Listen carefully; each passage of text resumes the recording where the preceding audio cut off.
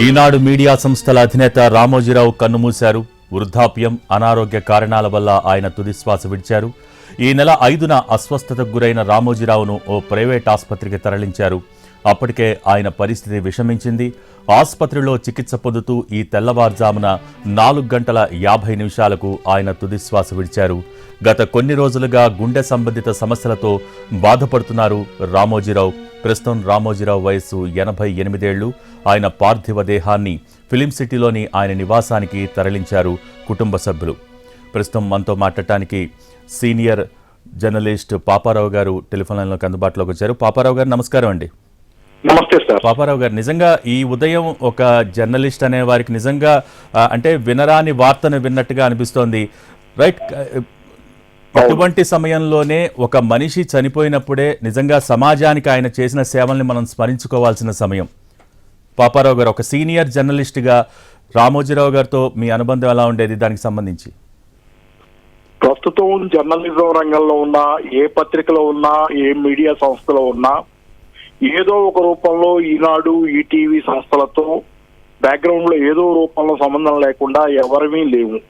అది స్పష్టం. ఎందుకంటే నా వ్యక్తిగత అనుభవాల దృష్ట్యా చూసుకున్నా, నేను పత్రికల్లో రాయటం మొదలు పెట్టాను. తర్వాత అయితే ఇప్పుడు మీడియాలో ఎకనామిక్ అనలిస్ట్ గా, రాజకీయ విశ్లేషకుడిగా ఉన్న నేపథ్యంలో చూసుకుంటే, మొట్టమొదటగా ఈనాడు సంస్థ ఆ రోజున 2005-6 ప్రాంతంలో అక్కడ నుంచే ప్రయాణం మొదలైంది. అంటే వాళ్ళు డిబేట్లకు ఆహ్వానించడం, అంటే ఆ రోజు మరి ఒక రకంగా చిన్న స్థాయి జర్నలిస్ట్ గానే నేను రాస్తా ఉండేవాడు. అయినా కానీ వాళ్ళు ఈనాడు సంస్థ అనేది పికప్ చేసింది. దానికి మీడియా సంస్థలో మాట్లాడటం, ప్రతిధ్వని ప్రోగ్రామ్స్ ఎన్నో పార్టిసిపేట్ చేశాను. అది కొనసాగుతూనే ఉంది. అంటే చాలా సందర్భాల్లో మన రాజకీయాలు, ఆయన రాజకీయాలు విభేదంగా ఉన్నా ఈనాడు సంస్థ ఏ రోజు నాకు స్పష్టంగా కూడా చెప్పారు ఈనాడు సంస్థలో వ్యక్తులు, మీరు ఎందుకు మరి నన్ను పిలుస్తున్నారు, నేను కొన్నిసార్లు మిమ్మల్ని ఖండిస్తున్నా కదా అంటే, మీరేం చేసినా కానీ వాస్తవికంగా ఉండే ప్రయత్నం చేస్తున్నారు కాబట్టి మీతో మాకు ఏ విభేదం లేదు, మీరు వ్యతిరేకించిన కొన్ని విషయాల్లో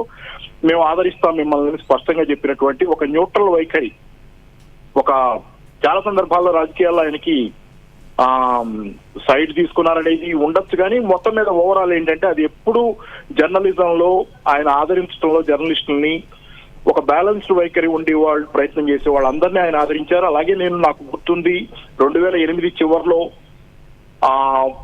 అప్పటి ప్రతిధ్వని యాంకర్ గా ఉన్నటువంటి పరకాల ప్రభాకర్ గారు అనుకుంటాం, ఆయన కొంత పక్కకి వెళ్ళినప్పుడు ఏదో సందర్భంలో నేను కూడా ఒక 8 ఎపిసోడ్లు ప్రతిధ్వని చేసింది. ఆయన చాలా మందికి తెలియదు ఇది. 8 ఎపిసోడ్లు అప్పుడు ప్రతిధ్వని చేశాను. తర్వాత నాకు పెద్ద యాంకరింగ్ యాప్టిట్యూడ్ లేకపోవటం వల్ల నేనే పక్కకు వచ్చాను. ఓవరాల్ ఏంటంటే ఈనాడు సంస్థతో నిరంతరంగా ముడిపడినటువంటి జీవితం లేని వాళ్ళు, అది వ్యతిరేకంగా కావచ్చు, అనుకూలంగా కావచ్చు, ఓవరాల్ ఏంటంటే రామోజీరావు గారి చరిత్ర అనేది తెలుగు రాజకీయాలు, తెలుగు జర్నలిజం తో గత 4 దశాబ్దాల పైబడి ముడిపడినటువంటి జీవితం. అదొక లెజెండ్. అది ఒక రకంగా ఖచ్చితంగా ఏంటంటే లెజెండ్.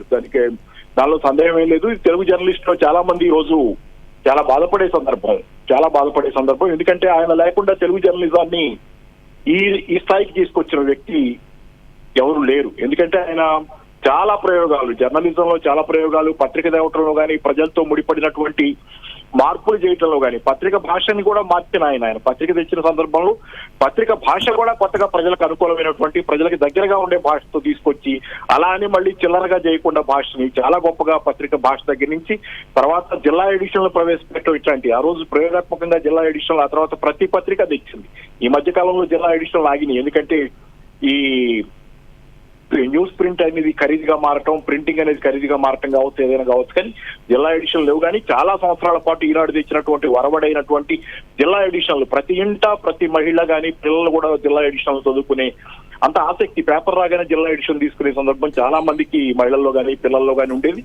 చాలా పెద్ద ఎత్తున జిల్లా ఎడిషన్లు, స్థానిక వార్తలు, అంటే మన గల్లీలో ఏం జరుగుతుంది, మన కాలనీలో ఏం జరుగుతుంది వార్తలతో సహా ఇచ్చినటువంటి ఒక ఇది ఉంది. దాని మీద సరే ఏదేమైనా ఏంటంటే ఈ రోజు రామోజీరావు గారు లేని లోటు అనేది ఖచ్చితంగా జర్నలిజంలో ముందు అందరికీ కనపడుతుంది. దానిలో నిస్సందేహంగా ఏంటంటే రామోజీరావు గారు ఒక లెజెండ్, ఆయన ఒక చరిత్ర. ఆయన వ్యతిరేకించే వాళ్ళు కానీ, ఆయన అభిమానించే వాళ్ళు కానీ, ఆయనతో ఏ రకమైన అనుబంధం ఉన్నాడైనా ఆయన మర్చిపోలేరు. అలాంటి వ్యక్తి మళ్ళీ ఈ రోజు చాలా కష్టం. మళ్ళీ జర్నలిజం ఈ రోజు మళ్ళీ అలాంటి వ్యక్తిని పొందగలగడం చాలా కష్టం. ఎందుకంటే నాకు కూడా సుదీర్ఘమైనటువంటి అనుభవం. నేను ఎప్పుడు ఆయన పర్సనల్ గా కలవలేదు, కానీ నాకు ఇండైరెక్ట్ గానైనా ఈనాడు సంస్థ ద్వారా నిరంతరంగా ఒక నిరంతర సంబంధం, ఈనాడు సంస్థ నిరంతర సంబంధమే నాకు ఏ రోజు చూసినా. కాబట్టి ఇది చాలా బాధాకరమైన రోజు. ఎందుకంటే ఆయన ఇంకా కొంతకాలం ఉంటారనుకున్నాం. ఎందుకంటే అనారోగ్యంతో ఉన్న సడన్ గా హాస్పిటలైజ్ అయ్యారని తెలిసినప్పుడు కూడా ఏంటంటే వైద్యం మంచిది ఉంది కదా, ఆయన కొంతకాలం ఇంకా మనుగడ సాగించగలరు, వైద్యం బయటకు వస్తారని. పొద్దున కూడా నేను అదే అనుకున్నా, తెల్లారుజామున వార్త తెలియక ముందు కూడా నేను అనుకుంది ఏంటంటే ఆయన బయటకు వస్తారు ఆరోగ్యంగానే. ఎంతో కొంత ఆయన కొంత కన్ఫైన్ అయిన బెడ్ కి ఆయన బ్రెయిన్ ఉన్నంత కాలం ఆయన తెలుగు జర్నలిజానికి, తెలుగు జాతికి ఏదో ఒక రూపంలో ఆయన సేవలు అందించగలరు అనుకున్నాం. కానీ దురదృష్టం ఈ రోజు అనుకోని విధంగా ఆయన చనిపోవటం అనేది. కాబట్టి ఏంటంటే 85 ఏళ్ళు అంటే ఈ రోజు 90లు 100 దాకా కూడా నడుస్తున్నటువంటి కాలం చాలా వరకు. కాబట్టి ఏంటంటే ఆయన జీవితంలో ఒడిదుడుకులు, రకరకాల ఒడిదుడుకులు, ఎదురు దెబ్బలు కూడా కొంత ఆయన ఆరోగ్యం మీద ప్రభావం చూపిస్తాయి, ఎవరి మీద చూపించినట్టు.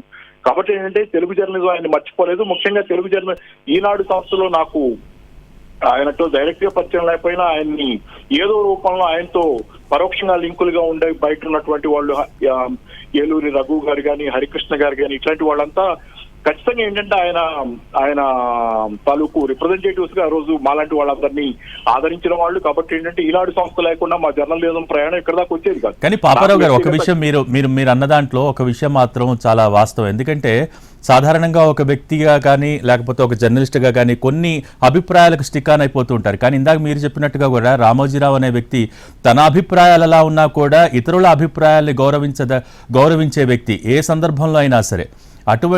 ఇప్పుడు ప్రస్తుతం మనం మాట్లాడుకోవాల్సింది కూడా ఒక అక్షర యోధుడుగా ఆయన ఈనాడు సంస్థల ద్వారా ప్రజా సమస్యలకి సంబంధించి ఎటువంటి పోరాటం చేశారు, ఇటువంటివి కూడా మనం స్మరించుకోవాల్సిన అవసరం ఉంది. ఏమంటారు?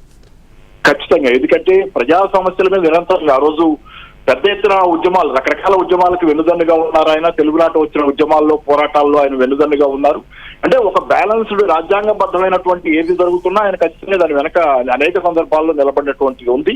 అయితే రాజకీయాల్లో రాను ఏంటంటే పార్టీదాని ఇది పెరుగుతుంది, రాజకీయాల్లో ఒక పక్కకి చేరిపోవటం, రాజకీయాలు నిలువునా చీలిపోవటమే కాకుండా రాజకీయాలు తెలుగు జాతిని కూడా ప్రభావితం చేసి మనుషులు కూడా చీల్చేస్తున్న నేపథ్యంలో ఆయన నిలబడటం చాలా అనేది నిలబడి ఉండటం, ఎంతో కొంత ఖచ్చితంగా నిలబడటం అనేది ఒకటి సంతోషకరమైన విషయం. ఎందుకంటే ఓవరాల్ గా రాజకీయాలు తెలుగు జాతిని మొత్తాన్ని ఈ రోజు నిట్టనీరులా చీల్చేస్తున్న సందర్భం మన కళ్ళ ముందు చూస్తున్నాం. దానిలో ఎవరు ఏదో పక్కకి లాగబడుతున్న సందర్భంలో కూడా ఆయన చాలా స్థిమితంగా ఉండటానికి ప్రయత్నం చివరిదాకా చేశారని అనుకుంటున్నాను.